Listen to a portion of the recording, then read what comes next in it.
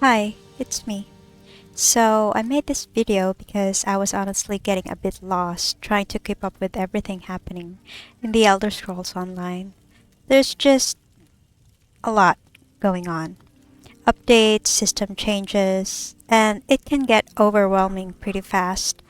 But recently, Bethesda did this live stream called the ESO Seasons Direct 2026, and after watching it, it kind of clicked for me. It feels like ESO is actually shifting direction in a pretty big way. Instead of just doing the usual expansions, they're now introducing a seasonal system, and the interesting part is it's free.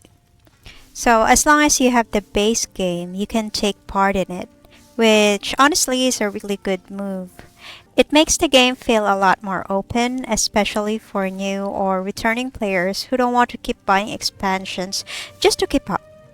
And to be fair, this didn't come out of nowhere. We already saw hints of this with Update 49 earlier in March, and instead of adding something huge and flashy, they focused more on fixing the experience itself.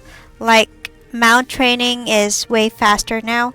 You're not stuck waiting forever just to upgrade it. Inventory stuff is less of a headache, upgrades are cheaper, and crafting research doesn't take ages anymore. And even small things like cosmetics feel less restrictive. It's not super exciting on paper, but when you actually play, you feel the difference. It's just smoother.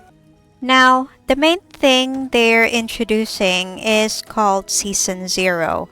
And from what I understand, this is basically their testing phase. Like, let's try this and see if players actually like it. The highlight of that is the night market event. It runs for about 7 weeks and takes place in this hidden part of Fargrave. What I like about it is that it doesn't force you into a specific playstyle. You can go solo, you can group up, it's kind of up to you. You also get to pick between 3 factions. There's Ruckus, Glittering Gold, and Thousand Eyes. And basically, you compete by doing quests and activities, and your rewards depend on how well your faction does overall. So it has that competitive feel, kind of like Cyrodiil, but in a more contained event. The area itself is split into different districts with a central hub called the Starlit Plaza. As you progress, you unlock relics that open up more areas. So there's this steady sense of progression instead of everything being available right away. Rewards are a big part of it too. You've got your usual stuff, buffs, cosmetics, unlockables, but one standout is a free house called the Knight's Den. And you don't have to grind like crazy for it, you just complete the introduction quest. That alone says a lot about the direction they're going. Another big change coming during Season 0 is adjustable difficulty for overland content. And honestly, this is something people have been asking for years. ESO has always been kind of easy in the open world. Now, you can actually scale the difficulty depending on what you want. And the nice part is, it only affects you, so you're not messing up anyone else's experience if you're playing in a group. PvP is also getting some attention again. The Vengeance campaign is coming back. No champion points, limited abilities, more balanced fights. It's more about skill now, which is a nice change of pace.